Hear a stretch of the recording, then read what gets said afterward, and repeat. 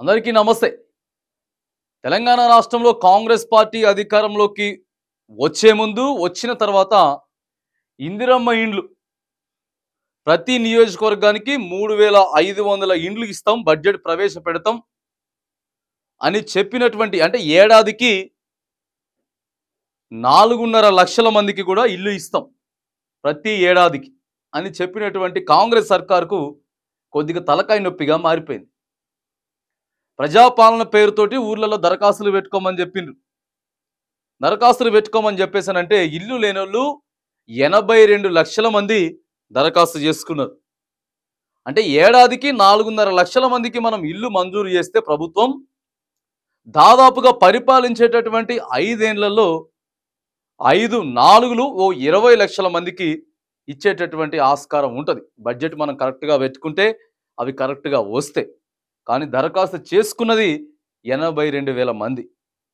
మరి ఎట్లా చేయాలి, ఏం చేయాలి అని చెప్పి అధ్యయనం చేస్తే ఇగో పక్కనే ఉన్నటువంటి ఆంధ్రప్రదేశ్ కానీ లేకపోతే పక్కనే ఉన్నటువంటి రాష్ట్రాలలో కూడా అక్కడ కూడా సేమ్ ఇట్లా ఇల్లు ఇచ్చిర్రు. ఆ ఇల్లు ఎట్లా చేసిండ్రు, ఏ ప్రతిపాదికన చేసిండ్రు, ఒకసారి కమిటీ పోయి అధ్యయనం చేసుకుని రండి అని చెప్పి కమిటీ పంపిస్తా ఉంటే ఇక ప్రజలందరూ కూడా దరఖాస్తులు ఏం చెప్తున్నారంటే స్తోమత, ఆర్థిక స్తోమతను బట్టి మీరు ఇల్లు తీసుకునేటటువంటి మంజూరు చేసేటటువంటి ప్రక్రియ చేయమని చెప్పి చెప్తా ఉన్నారు. మరి ఇక పొంగిరెడ్డి శ్రీనివాసరెడ్డి కూడా మ్యాక్సిమం అనుకున్న దానికంటే ఎక్కువనే ఇస్తాం అని ఆయన చెప్పిండు. కానీ కాంగ్రెస్ ప్రభుత్వం దగ్గర మరి బడ్జెట్ ఏమున్నదా, వచ్చేటటువంటి పరిస్థితి లేదు. 6 గ్యారెంటీలు ఎక్కువైపోయినాయి, ఇచ్చిన హామీలు ఎక్కువైపోయినాయి. కాబట్టి మరి ఎంతవరకు ఇల్లు మంజూరు చేస్తారు, ఏం నిర్ణయం అయితే తీసుకోబోతా ఉన్నారు. కానీ అతి త్వరలోనే నిర్ణయం తీసుకోబోతా ఉన్నాం.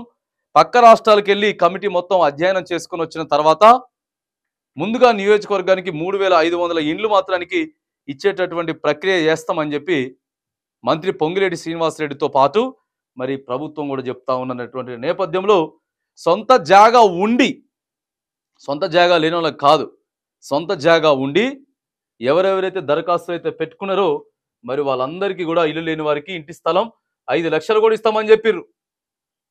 ఇంటి స్థలం 5 లక్షలు కూడా ఇస్తామని చెప్పినటువంటి మరి ఈ ప్రభుత్వం ఇదే ఇందిరమ్మ ఇండ్ల విషయంలో ఏం చేయబోతా ఉన్నారు, ఇదే పేదలకు ఇండ్లు ఇచ్చే విషయంలో ఏం చేయబోతా ఉన్నారు, ఎలా ఫైనలైజ్ చేయబోతా ఉన్నారు. కానీ ఒకటే చెప్తా ఉన్నాం, దీంట్లో కూడా రాజకీయ ప్రమేయాలు పెట్టుకొని ఎమ్మెల్యే చెప్తేనో లేకపోతే ఎంపీ చెప్తేనో లేకపోతే మంత్రి చెప్తేనో ఇస్తాం అనేటటువంటి ఈ ముచ్చట్లన్నీ బంద్ చేయాలి. ఈ ముచ్చట్లని బంద్ చేసి అధికారుల పర్యవేక్షణలో ఎవరైతే మరిగా అక్కడ అర్హులుగా ఉన్నారో కేవలం వాళ్ళని మాత్రమే గుర్తించుకొని ఇల్లులు ఇవ్వాల్సినటువంటి అవసరం ఉన్నది. లేకపోతే మీరు ఫెయిల్ అవుతారు. డబుల్ బెడ్రూమ్ల విషయంలో కేసీఆర్ కూడా అట్లనే ఫెయిల్ అయ్యాడు.